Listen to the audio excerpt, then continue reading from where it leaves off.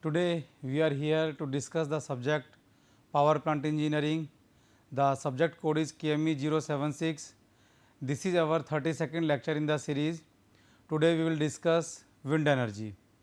I am Dr. Tarun Kumar Gupta, Associate Professor in Department of Mechanical Engineering, GL Bajaj Institute of Technology and Management, Greater Noida. Dear students, as I told you that today we will discuss about wind energy and how we convert wind energy into electrical energy, right. So, what is wind? Anybody? What is wind? Yes, wind energy is created when our atmosphere is heated unevenly by the sun. Some patches of air become warmer than others. ध्यान रखिए, wind energy is a form of solar energy. The only difference that here we are not using solar energy directly, we are not collecting solar energy directly. Here solar energy or the radiations coming from the sun, they warm up the air and air is warm up in the patches. So, when a patch is heated, it will become light and it will unevenly heated. So, when it will heated, it will replace its space and some other air which is less warm or cold air that comes to that place. These warm air patches rise because you know when anything become warm, the density become less, means it will become light, right. So, when the air become warm, it rise, then other air rush into the replace them, thus wind create, right. The wind is byproduct of solar energy, as I told you, it is a type of solar energy, right. So, wind is a type of solar energy and approximately 2% of sun's energy reaching to the earth is almost converted into wind energy. So, here you can see in the diagram that there is a sun, radiations are coming out from the sun. So, let this is the patch of the air, right. When it get heated, it will rise. So, ये अपने position से rise हो जाता है और surrounding air जो cold air है that comes toward this place, right. So, in this way wind creates. Now, how can we convert wind energy into electrical energy? Friends, wind energy, wind means a moving air, a blowing air, right. A moving air movement, movement means kinetic energy. So wind को हमने क्या लिखा है यहाँ पर, kinetic energy. So wind means kinetic energy available in the wind. Rotate the turbine blades. Rotate the turbine blades means the conversion of kinetic energy और wind energy into mechanical energy, और you can say the linear motion जो है उसको हमने convert कर दिया rotary motion में, right. Turbine spins a shaft which is connected to a generator. अब ये जो टर्बाइन है, जिस टर्बाइन को यहाँ विंड से हमने रोटेट किया, उस टर्बाइन के एक शाफ्ट को हमने जनरेटर से कनेक्ट कर दिया. क्लियर है ना. व्हाट जनरेटर इज डूइंग, अगर जनरेटर को किसी भी तरीके से हम रोटरी मोशन देते हैं, मीन्स मैकेनिकल एनर्जी देते हैं, so that generator is able to convert that rotary motion, rotary energy और mechanical energy into the electrical energy. So the spinning of the shaft in the generator makes electricity. That's why we convert wind energy or kinetic energy into electrical energy, right. You can see a diagram. Let there is a pipe, wind energy is passing through the pipe. This is imaginary pipe, friends, this is imaginary pipe, right. So, wind is passing at a higher velocity. There is a turbine blades in the passage. So, as wind is passing over this turbine will rotate. When this turbine will rotate, it means the energy available in the wind or the kinetic energy which is available in the wind, that kinetic energy will convert into the rotary motion or mechanical energy. So, this shaft will rotate. If we will connect a generator with this shaft, it will convert into the electrical energy, right. Now, what are the various component of the wind turbine? So, friend, these are the various component of the wind turbine: foundation, tower, rotor, hub, nacelle, generator and control panel. You can see all these in the diagram. Foundation is this is the foundation. A foundation is generally made up of the concrete, और foundation का purpose क्या होता है, I will discuss in coming slides. Foundation का purpose है इस पूरे की पूरे स्ट्रक्चर को होल्ड करना, right. Then there is a tower, this is the tower, you can see it is a like a hollow pipe, so this is the tower, right. Next one is a rotor, this is the rotor. Hub, this will be the hub, right. And then nacelle, back portion is the nacelle, generator, and control panel. In most of the time control panel is outside this tower, so control panel is somewhere here, control panel is somewhere here, control panel. Now about the parts, ये जो मैंने आपको parts बताया, these are the main parts, it doesn't mean कि these are the only parts, इसके अलावा बहुत सारे पार्ट्स होते हैं, छोटे छोटे बड़े बड़े पार्ट्स बहुत सारे होते हैं, but these are the important part, main parts. Now first of all I will discuss about the foundation. What is foundation? Foundation is a large and heavy structured block of concrete that hold the whole turbine and the forces which affect it, right. Foundation कहाँ होती है? Foundation ground पर होती है और sometime it is below the ground, right. So इसके बाद हम बात करेंगे टावर की. What is the tower?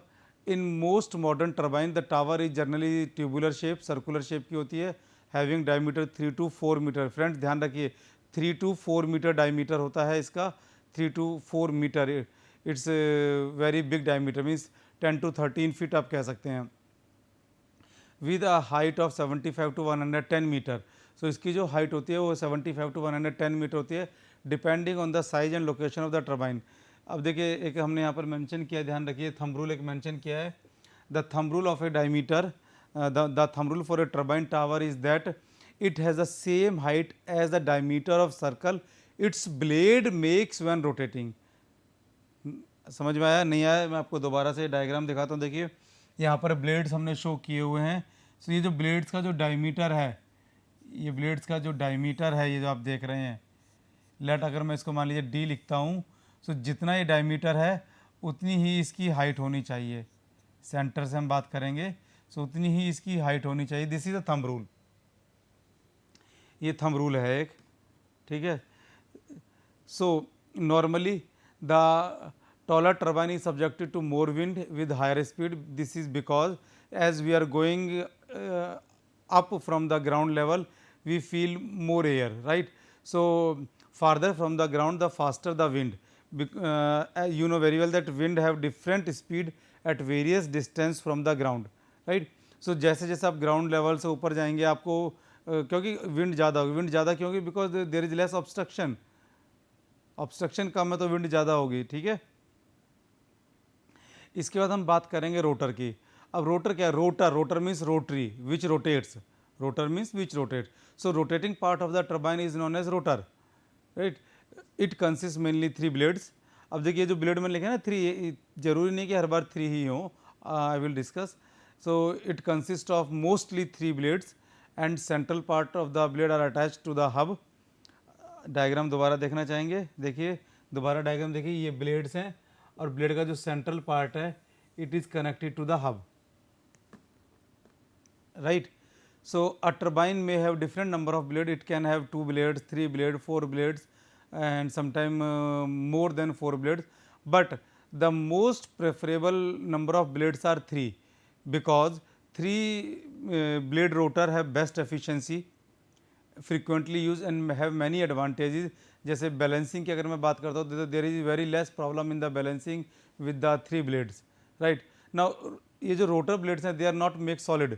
अगर सॉलिड होंगे तो क्या होगा? वेट बहुत ज़्यादा हो जाएगा और वेट ज़्यादा होने से मोशन कम होगी, राइट. सो द ये जो ब्लेड्स है rotor blade they are not make solid, means they are hollow, and in most of the cases they are made up of composite material so that they can be light as well as they can be strong, right. So the blades having the shape of an aerofoil shape to be aerodynamic. Aerofoil shape क्या होती है? Just like wings of the airplane, right. So as well as they are not flat and have a twist between their rotor, between their root and their tip. The blade can rotate up to 90 degree about their axis, and this motion of the rotating the blade up to 90 degree about their axis is known as blade pitch. ध्यान रखिएगा blade pitch क्या होती है, right. इसके बाद बात करते हैं हम हब की. डायग्राम आपको ध्यान है नहीं है? Hub and nacelle. देखिए front part is hub, back portion is nacelle, right? Front portion is hub, back portion is nacelle. So hub की बात करते हैं, the function of hub is to hold the blades and makes it possible for them to rotate with respect to rest of the turbine body. ठीक है, तो this is the function of the hub. अगर मैं अब नेसल की बात करता हूँ, नेसल क्या है? The nasal is the housing on the top of the tower that accommodate all the components that need to be on the top of the turbine. Means जो भी कंपोनेंट टर्बाइन के टॉप पर होने चाहिए वो सारे के सारे नेसल के अंदर अवेलेबल होते हैं. And there are large number of components for proper and healthy operation of a complicated electromechanical system of a turbine, right. अगर मैं इंपॉर्टेंट पार्ट की बात करता हूँ, जो सबसे इंपॉर्टेंट पार्ट और मेजर पार्ट है that is generator and the right. तो जनरेटर नेसल के अंदर ही होता है in most of the case. And the turbine shaft that transfer the harvested power from the wind to the generator through the gear box. So gear box और turbine shaft, generator, they all are in the nacelle. अब देखिए gear box की requirement क्या है. Next line में हमने लिखा है this is the requirement of the gear box. ध्यान रखिए, समटाइम्स दिस क्वेश्चन में be ask in the exam, what is the requirement of gearbox in the wind turbine. So gearbox is a vital component of wind turbine which is available in the nacelle. A gearbox increase the main shaft speed from 12 to 25 rpm to a speed suitable to its generator. अब जो हमारे पास जो wind है हो सकता है wind की velocity बहुत ज़्यादा ना हो. सो जो आरपीएम है हमारे ब्लेड्स के आरपीएम कितने हैं? आरपीएम में भी 10 आरपीएम, 12 आरपीएम. 10 और 12 आरपीएम पर we can not generate much amount of the power, large amount of the power. So the speed और the RPM has to increase. So how can we increase the RPM? We can use the gearbox. So gearbox is the device which helps in increasing the speed of the shaft. So less speed को ज़्यादा speed में convert करने के लिए we are using gearbox and the shaft of the gearbox is connected to the generator. Clear है? Now because the turbine must follow the wind and adjust its orientation to the wind direction, its rotor need to rotate with respect to tower. This rotation is called yaw motion, in which nacelle and the rotor revolve about the tower axis. So ये थोड़ा सा ध्यान रखना है कि tower axis के about भी ये रोटर रिवॉल्व होता है and this is known as yaw motion.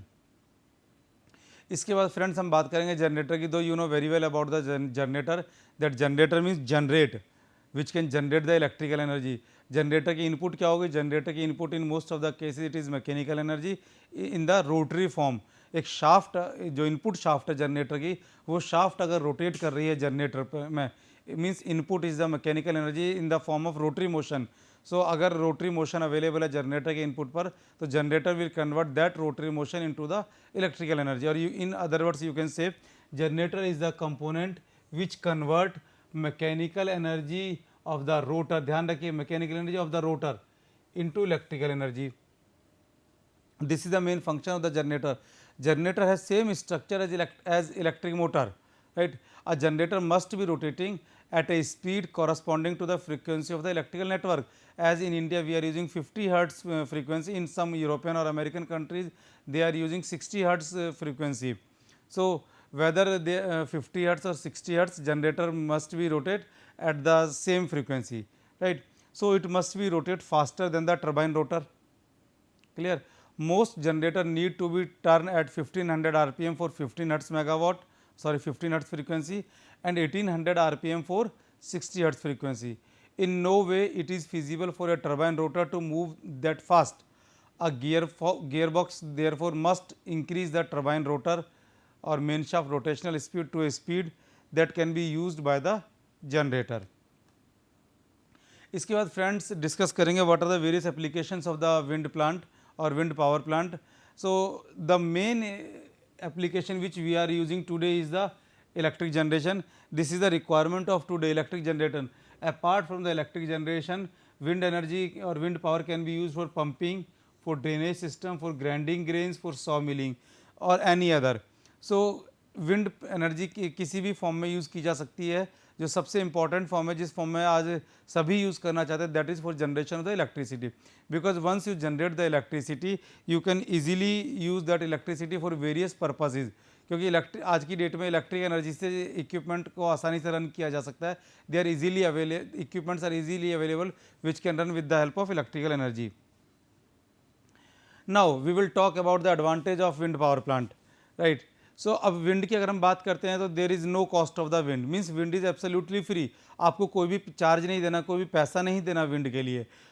You have to collect the energy of the wind or you have to capture the wind energy efficiently with the modern technology.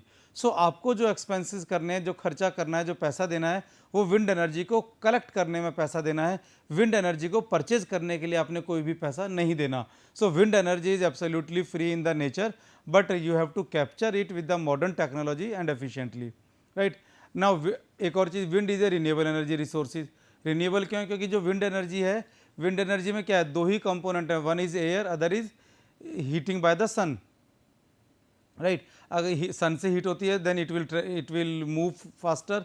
सो अभी हम ये सोचते हैं कि सन तो अभी कहीं भी फिनिश नहीं हो रहा, so it is a renewable form of energy.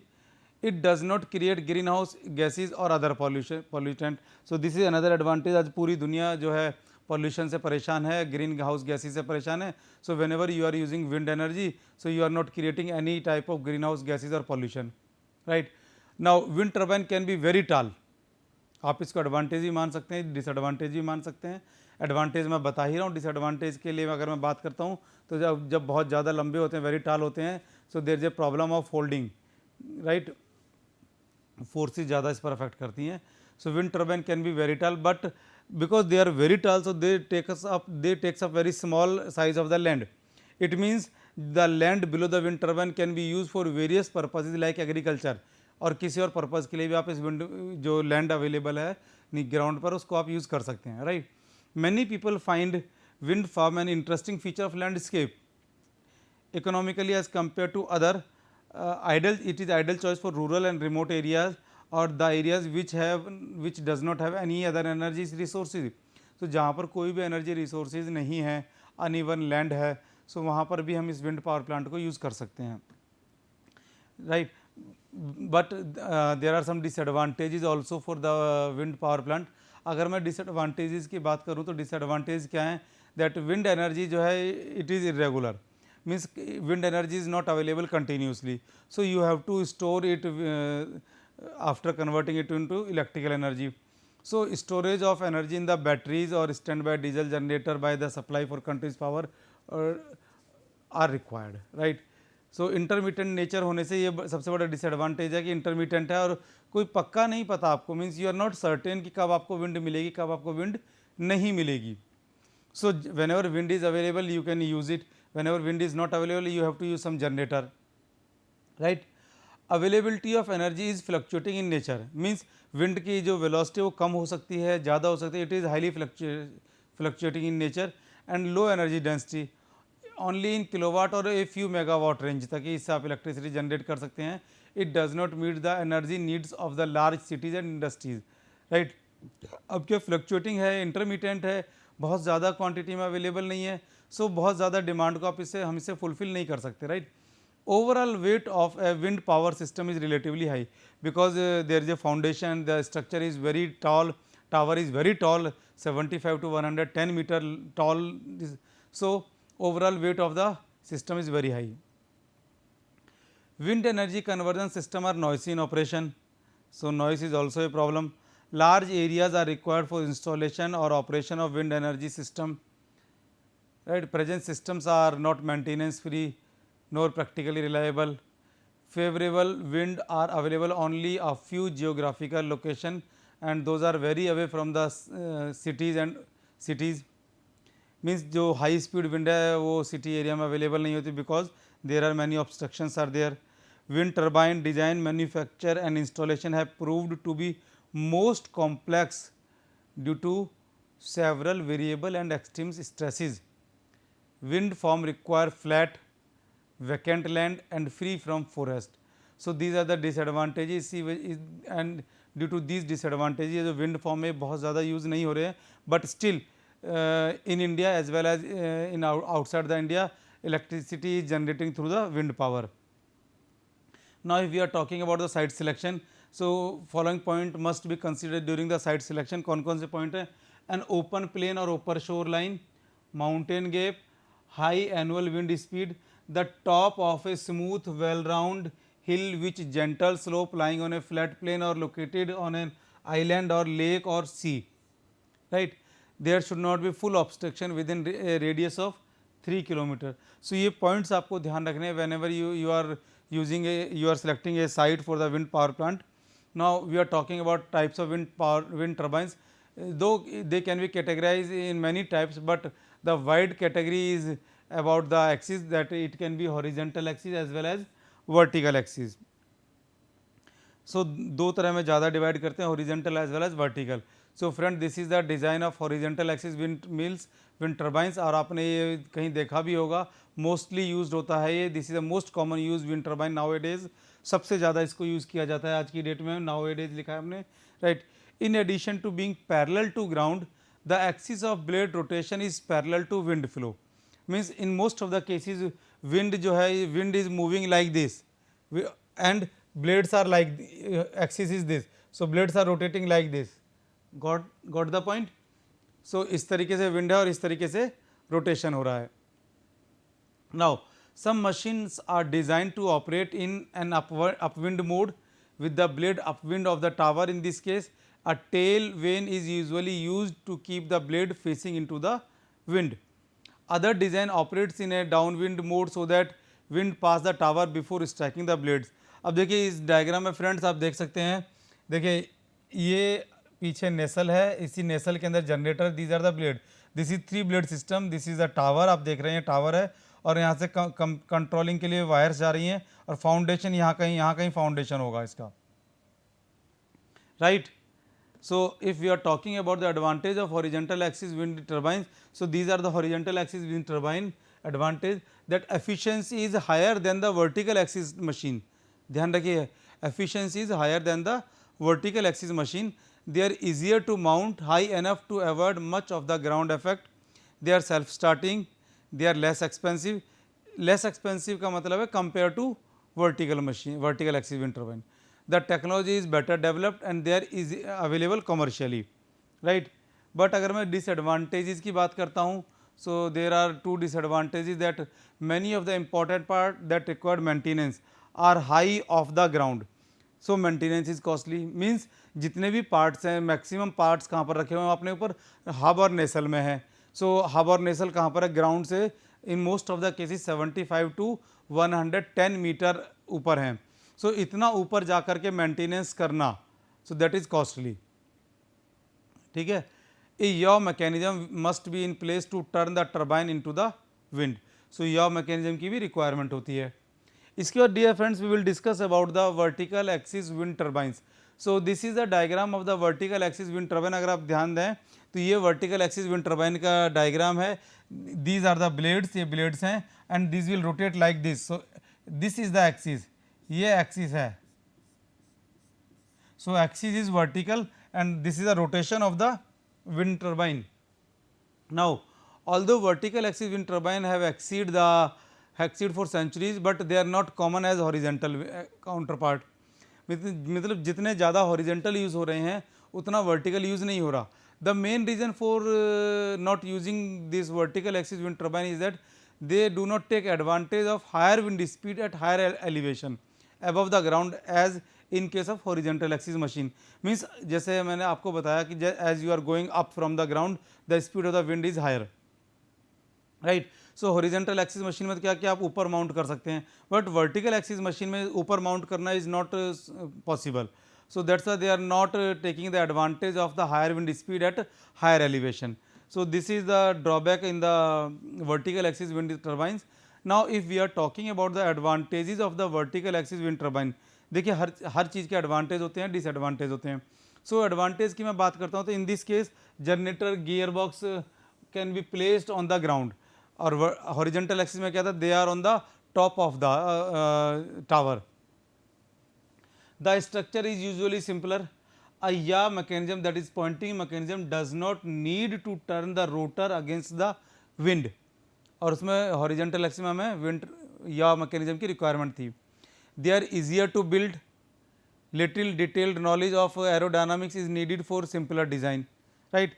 But there are some disadvantages also. So disadvantages क्या है? Because these structure are near to the ground, so where wind speed are the lowest, so they cannot take the advantage of higher wind speed at high altitude. The overall efficiency is lower than the horizontal axis machine. ये point हमने horizontal axis wind turbine में भी cover किया था. Most vertical axis machines are not self starting, means आपको एक बार rotate करना पड़ेगा. Many vertical axis machines require guy wires which greatly increases the structural footprint and maintenance is usually more difficult. क्यों डिफिकल्ट है? कि अगर आपको जनरेटर या किसी भी पार्ट की मेंटेनेंस करनी है, in that case you have to open complete turbine. आपको उसके समटाइम्स ब्लेड्स को भी रिमूव करना पड़ सकता है. So maintenance is difficult and more costly. Now we will discuss about the wind power in India.